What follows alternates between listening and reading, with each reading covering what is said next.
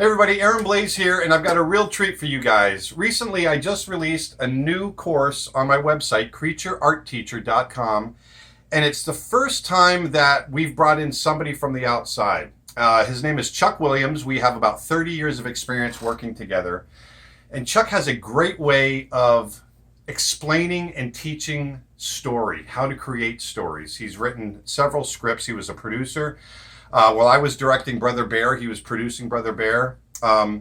We both have 21 years of experience at the Walt Disney Company, and I thought it would be great to bring Chuck in and start diversifying our website. You know, I've been creating all these courses, and I thought it would be really great. My partner Nick Birch and I have been talking about bringing in other people and wanted to diversify the teaching that we have on our site. So Chuck Williams is the first one to do that. And so if you go over to creatureartteacher.com, you'll find his course on story. But like we do with all of our courses, I wanted to give you a little taste of it here. So here's about a 30-minute clip. It's a 7-hour course altogether, but we wanted to give you guys the first 30 minutes so you can have a taste of it. So I hope you enjoy it. And if you like it, like I said, go over to creatureartteacher.com. It's the art of Aaron Blaise, and check it out. I think you guys will love it. Thanks a lot, and I'll talk to you later.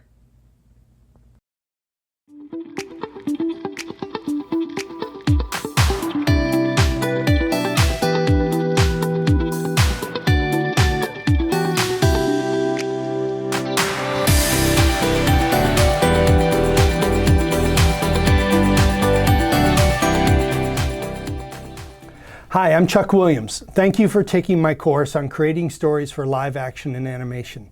Happy to present to you what I've learned through my experience working with filmmakers, directors, writers, storytellers to create stories both in live action and animation. I've spent a long time creating stories and being involved with them in various aspects. I was lucky. I began my career out of college shortly after at Disney Feature Animation in the late 80s, and I worked on films like Beauty and the Beast, Lion King, Pocahontas, Aladdin.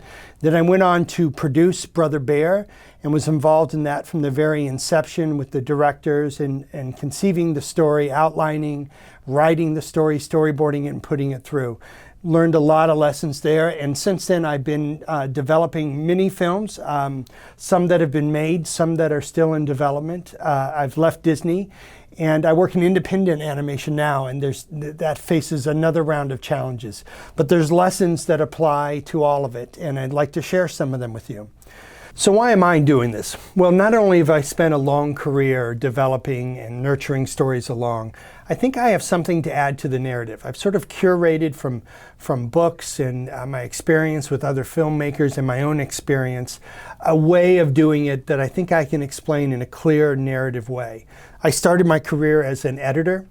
Did that for 7 years at Disney Feature Animation, worked on a variety of things, saw some great editors, some great directors and how they worked. I worked as a development exec at Disney and was involved in a lot of different projects. I've written several of our projects, both from the initial takes and approaches all the way through to screenplays. And I've produced, where you really have to keep your eye on both the business side, but also the financial side and how to manage that through the process. Also because I taught at Florida State University at both a bachelor level and a master level. I've had to explain things in a simple way, in a visual way. So I've put a lot of slides here together, and I'm going to walk you through them. Also because recently I've done a lot of international work. And so there's a lot of foreign interest in how we in the West, in America, tell a story. I've had to find clear, simple, visual ways to communicate things, and I'd like to share some of that with you. And along the way, point you to some other resources that could be useful. Let me give you a brief overview of what I'll be covering. At times throughout the lecture, there are several books that I would like to recommend to you, and I'll be teaching little sections and my interpretations of some of these books. And there's several that I would encourage you to read along with this course or in advance of this course. Starting with Joseph Campbell, the granddaddy of them all, the guy who in the early 20th century set out and studied various cultures around the world and found certain commonalities among the way people tell stories. He's written several books. The Hero with a Thousand Faces is my favorite, and it's a very classical approach to story. Another book, Robert McKee's Story. He does a lecture series, and this book I highly recommend. It's about story structure and the principles we all use to tell stories. At Disney, Pixar, everyone's very familiar with this, and there's a lot of great tips in there. A more recent book slightly more recent, is Blake Snyder's Save the Cat. It's a series of books who breaks films down into different archetypes, plots in particular, and then talks about what makes each of those archetypes work. I highly recommend these books for you to read. And then a very practical book is a book called How Not to Write a Screenplay. So particularly for those of you interested in writing screenplays, if you want to go out and tackle a screenplay, there's a lot of mistakes and a lot of mystery to how it's done. But once you sort of understand it, it's really pretty simple. As a course outline, I'm going to be taking you through 7 sort of chapters. I'll start with some of the fundamentals, the basics of story, and a way to approach visual storytelling. Then I'll talk about the next 4 chapters will sort of be about the 4 elements that make up story: character, plot, world, and theme. Then I'll be talking about screenwriting tips. Those of you that either are going to write scripts or you're going to read them, it's good to know typically what I've learned through my experience, what works, what doesn't, some very basic aspects of it. And then lastly, I'll be talking about what makes the animation story process unique. It's a different way of telling stories or different process than in live action, where this process, as you see behind me, the storyboards, is done shortly after the script, before the work goes into production. And this is really where the rubber hits the road, where you start to work in the medium, boarding every shot of the film and then cutting it together with music, sound effects, and dialogue, and watching it. And a lot of the principles that I put together, particularly for animation, are based on that process, which is very unique to animation films. There's a whole series of movies that I'll reference throughout the lectures, and I encourage you to watch all of them. I don't think there's a bad one in the bunch. But there are certain movies that would be great if you haven't watched them to watch in advance, or maybe while you're taking the course. Finding Nemo, of course, Up, my film that I directed with directors Bob Walker and Aaron Blaise, Brother Bear. Of course, the Harry Potter series, if you're familiar with those, Lord of the Rings, The Matrix, True Grit is one of my favorite Coen brother films fairly recently, and there's many more. And as you can tell, generally, what I'm talking about are mass entertainment movies, and that's sort of what I'll be covering, how to approach those sort of movies, particularly the theories, techniques, best practices, and what I call filters, story filters of how these films are made, a process to get them done. The one thing I will tell you about this, you can think about this stuff and have all the best plans in place. Sometimes it just happens. Sometimes people just fall into stories, or they're natural at it. One thing actors do, we worked with Joaquin Phoenix on Brother Bear. And I don't know what makes a great actor, and Joaquin is certainly that. But some actors study it and they break it down and they know all the parts, and they really, can tell you how it all fits together. And some actors just do it. And they feel like if you over-examine it, it will ruin it, that it won't turn out. Now, I will tell you that storytelling is very, very hard to do. To do it well, to do it at any sort of uber level, to really connect with an audience. So it's very, very rare that it's just natural, and even the guys that make it look natural, I'm sure put hours and hours of study and thought into it before they got to it. And maybe now it's natural. But I think it's worth examining. It's something I've done my whole career in breaking it down. And I think if you try some of it, or at least know these techniques, it could benefit your own work. Having said that, Nothing beats the experience of doing it. I get a lot of young filmmakers who come up and they ask me, you know, how do I become a writer or a director or a cinematographer? And the best advice I can give them is to go out and do the craft. Writers write. If you want to be a screenwriter, go out and write screenplays. Typically, you have to do the job before you get the job anyway. So go out and practice that craft. Cinematographers shoot. You have an iPhone in your pocket. Go out, use your iPhone, go shoot something. See if you can tell a story. Piece together, I don't know, a handful of shots. Create a short. The limitations to get involved in this. When I started in high school, it was 8mm film. That's what we shot on. You had to buy it, pay for it to be developed, and then use this tape and metal devices to cut it all together and then screen it on a film projector. And then we got into videotape. So the access to your craft and the tools you need have never been easier. So go out and do it. And directors direct. If you want to be a director, go out, put all these, learn how to write, learn how to shoot, learn how to edit. And then you can direct those people later. Or if you can find people to work on it with you, go out, create that vision, and start working with a team to get that across, to see what connects. Go out, try things and fail. It doesn't have to be animated. You can do it live action. It's easier. It's more accessible to get into. So try things and see what happens. That's the best advice, other than, you know, thinking about it and studying it, which we're going to do in this course, is nothing beats the experience of doing it. And lastly, I worked very briefly with Robert Rodriguez, and I've studied a lot of his films and his book, Rebel Without a Crew. If you're having trouble trying to figure out, oh, how do I do this? I don't have the team, I don't have the equipment.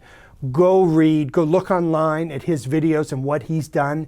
It's amazing, with some creativity, not only in the story you're telling, but creativity, how you're going to tell the story, what you can get done. I was so impressed by this gentleman and what he's been able to do out of making those films out of Texas. This is a truly creative man, that not only in his projects, but in how he gets them done. So I really recommend you looking at his videos to get it going. So with that, let's dive in. All right, so I want to start with some really simple, sort of what I call story basics, or sort of fundamentals, and I'm going to be covering sort of 4 areas in this. What I think are the 4 elements of story. I want to talk about TABLEAU, which is the sort of really basic, simple way that you tell stories with pictures. I think if you're thinking about a story, where do ideas come from? There's some interesting strategies, things that I've done over the years and things that I've read about or heard other people do that I think are good to share, especially if you're trying to come up with your own story. And I want to talk about sort of what the big goal is of communication. So we'll begin with the elements, the 4 sort of elements of story. But rolling back a little bit, just to get into that, I want to talk about why we go to movies. And I think we go to movies, the sort of clear, sort of obvious answers. It's entertainment, right? We work in the entertainment industry. You're there to entertain people. But I want to, if you break that down a little bit more, what makes something entertaining? What engages you? And I think for most, Hollywood television and movies, it's you want an emotional experience. Sure, there's documentaries that engage you intellectually, but you're looking for, in the audience, if something's sad, it makes you cry. If something's funny, it makes you laugh. And if something's action-packed, it makes your heart beat fast. And all the little subtle emotions in between. And I think for some people, the movies that I enjoy, the ones that stick with me, that make you think about over time, is when they add up and have something to say. Just to elaborate on that a little bit more too. I actually, just to get a little sort of back up and maybe even get a little spiritual, I think it's why we're on Earth. I think it's that we're here to live our lives, but to connect with other people. And in movies, we're given this unique opportunity to experience other lives and what people have gone through. And you can connect with people that way too, and connect with those emotions. You know, we learn things as human beings better through experience than through being told it.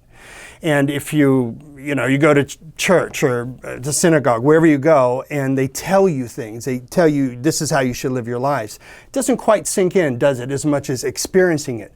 But we have short lives. We can't experience everything. But in movies, we can. You know, I like to say, I've never been to war. I've never shot a person. I've never been a drug addict. But in movies, I have. And whatever those filmmakers, storytellers had to say in those movies, I feel like I had that vicarious experience through the protagonist of what that's like and what I should avoid, you know, and why I don't want to be a drug addict. But we'll talk about that a little bit more later too. So the disciplines of filmmaking. You know, of course, I think there's about 6 or 7 here. There's storytelling is a key discipline, but filmmaking is also photography, it's performance, it's music, it's design, and montage or editing. So really those, 6 elements, I think, is what makes up filmmaking. People spend a lifetime doing just one of these elements. You know, think about people who write scores for music and how hard that is, or editing, or, you know, your production designer. But all those elements come together, and really they're all in service of one thing. That's sort of the basis of it. They all serve telling the story, communicating the story. Whether you're an actor, if you're a musician, an editor, everybody's teaming together to tell the story. So that's why story is so fundamental. And you know, when you ask people, hey, how'd you like the movie? And they usually talk about the story. Does the story connect with you in an emotional way? So back to those elements. I think there's 4 elements that make up story.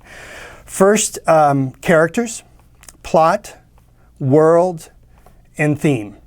So for my first sort of next 4 section, I'm going to be breaking down each of these sort of things. And they all have a sort of a different importance. Let me just to break it out a little bit. The characters are who's in the film, pretty obvious. The characters that what plays out. And that's whether it's human or animals, toys, whatever it is. Those are your characters. The plot is what happens over the course of the films, the events that happen. World is when and where it takes place. It sounds kind of unimportant, but I've done a lot of development where you have a lot of choices of what kind of film you want to make, and world is actually pretty important. And theme is, what is it about? Why are you telling this story? What's the sort of point about it? And it's one of the most elusive aspects of filmmaking. I will say that my experience is people fall in love with characters on the film. But when you're putting a film together and when people pitch you stories, they always pitch plot.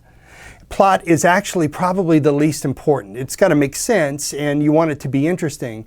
But you know, for instance, take the Disney film Jungle Book, one of my favorite films. You love those characters. There's very little plot. Mowgli's trying to get to a village, and Baloo and Bagheera are trying to get him there. But each of the King Louis, all those characters are fantastic. So when you're on a film and when you're in the audience, you fall in love with the characters. As I said, I think plot's probably the least important. They all have their own importance. And plot is actually maybe the most complicated to explain, as you'll see as we go forward. But when you're picking a film and trying to figure out where you want to spend your time, actually world becomes very important. And we'll talk about that. And then theme. Theme is one of the, like I said, one of these elusive things. You're chasing it all the time, but in the end, it'll really help you make your decisions going forward. So I talk about, you know, again, going back to an emotional thing. How do you tell an emotional story that is entertaining? I think it's about being true and communicating the human experience. A lot of you, if you're younger, you're 18, 19, 20 years old, maybe you don't have a lot of experience yet. But what have you learned along your journey so far? And it's finding those emotional truths and putting them in story, whether it's animated, live action, whether it's a comedy, a drama, it doesn't matter. What connects with people, audiences have a real big BS meter. They can tell if you're faking it.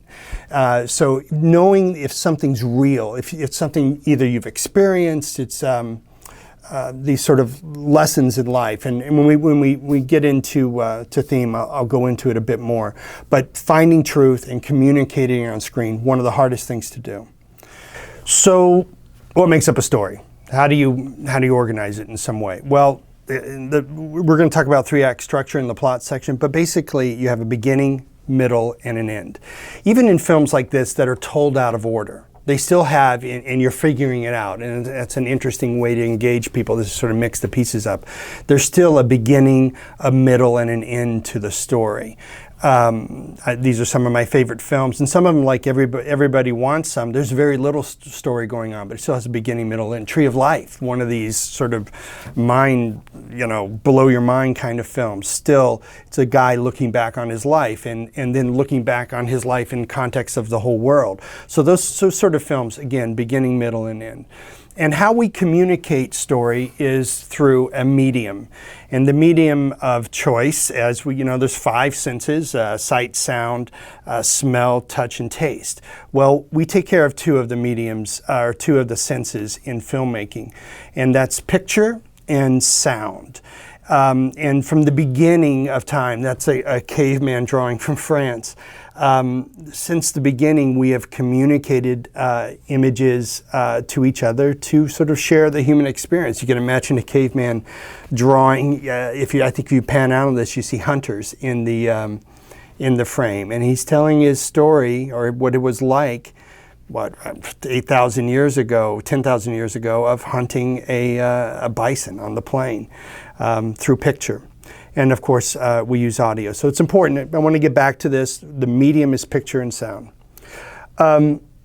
So to focus on one of those elements right now, on pictures.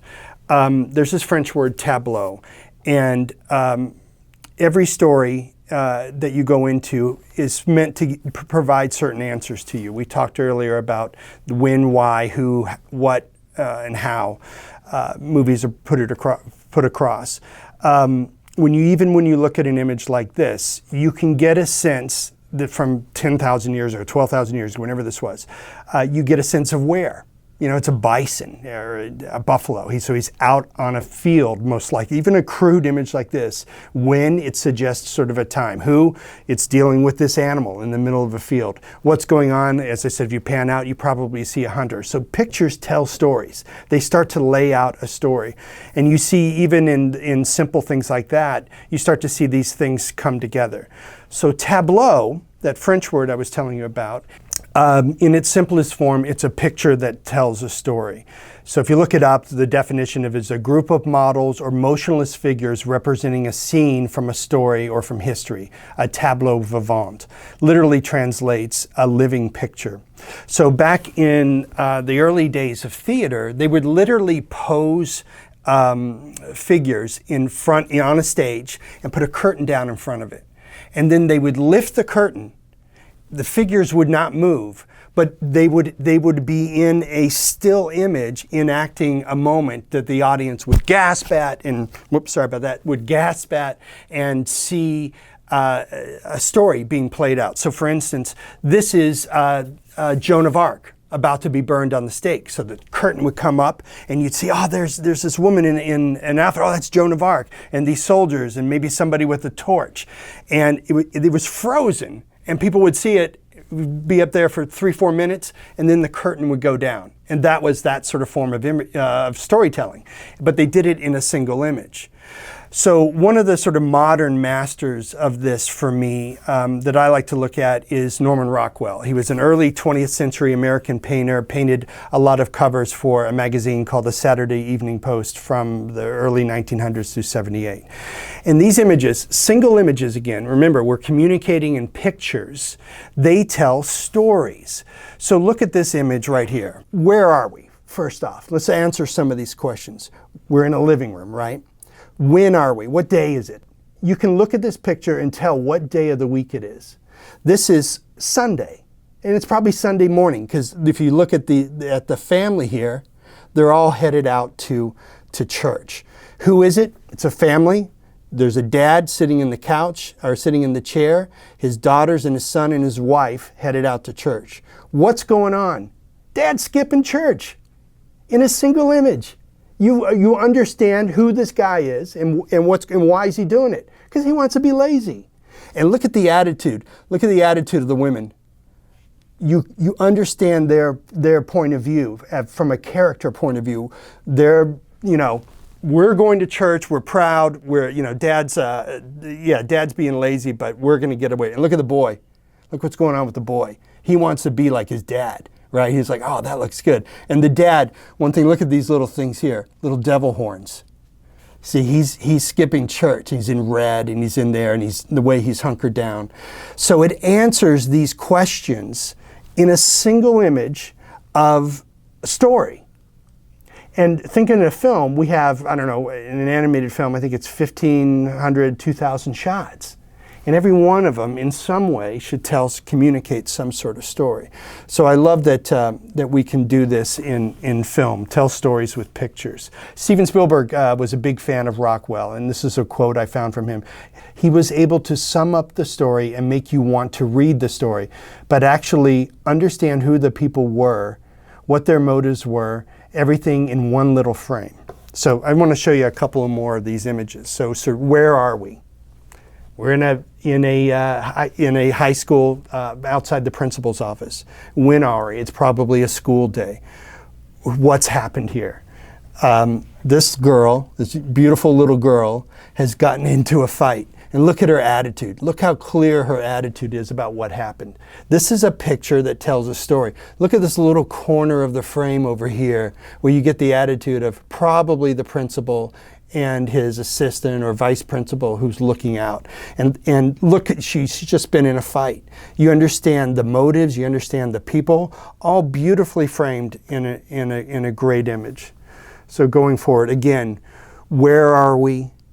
It's the day, it's the night of the election. What's happened? When is it? Who is this guy? He's the guy who was running for the election. What happened? Again, let's go back to beginning, middle, and end. What happened before this? This picture, in one image, he was running for office, and he lost, right? That happened before this. So that's the beginning. The middle, where we are, we're in this story as him feeling crappy.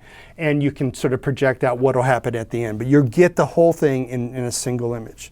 I have a couple of these that I think are fun. This is a great one. Rockwell painted during World War II. And again, he's showing you, look what it all, this gets a little bit into illustration, but look at all the focus is on this guy. He's got a Japanese flag. It's World War II era. He's just returned and he's telling stories. And there's lots of little details here. This is probably a clipping in a newspaper. They used to hang a star in the window for parents who had kids overseas. So this is probably the kid of the guy who runs the garage here.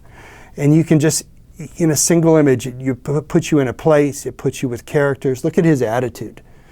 You can tell this is a serious sort of moment for him.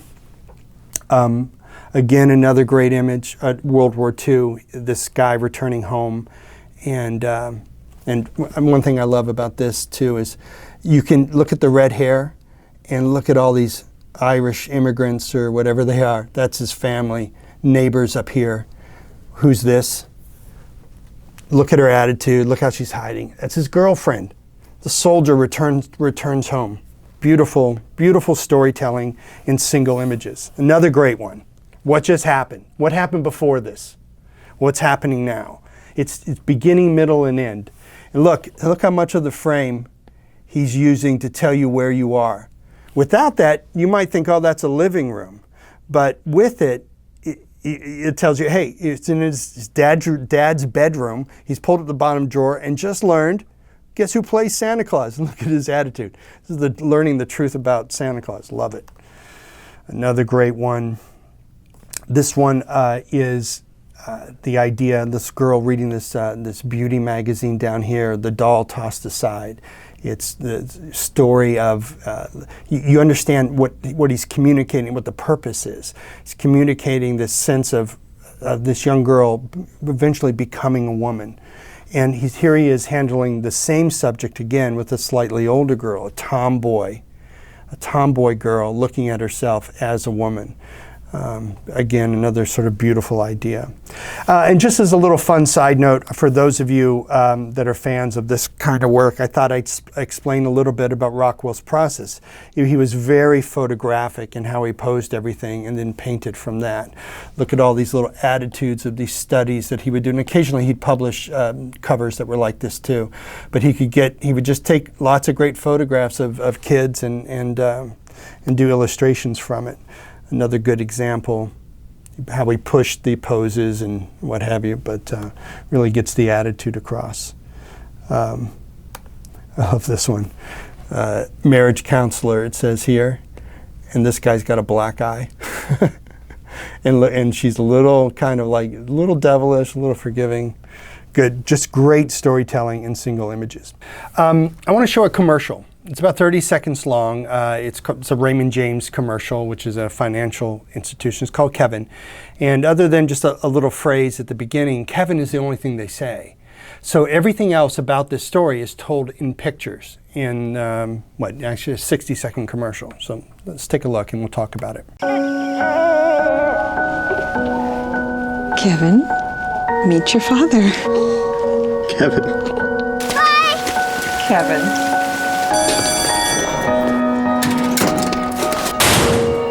Kevin. Kevin. Kevin. Kevin. Kevin.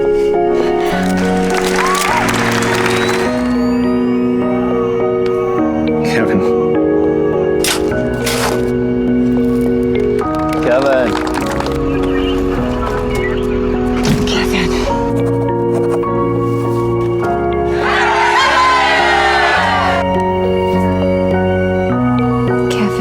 Trusted advice for life.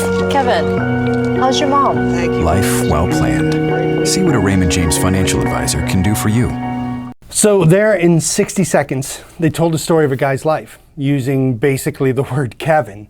So but they told it all through pictures, through iconic moments, through things that we understand and can identify, through emotions and characters. Just little clips, 3-4 seconds, we get when he's bullied at school, or when there's a surprise party. And all they're saying is Kevin. So when you're working on stories and you're thinking about, I gotta get the dialogue right, think about the picture, because it's really through pictures that we tell stories. And in the same way, Norman Rockwell was able to capture the essence of a moment and in a glance tell you you're in a principal's office, or it's a guy returning home from war. They're able to do that in a very quick sort of commercial like this that puts you in a moment and lets you understand that moment and the emotion of that moment, who the characters are, in a very quick way. I have another example.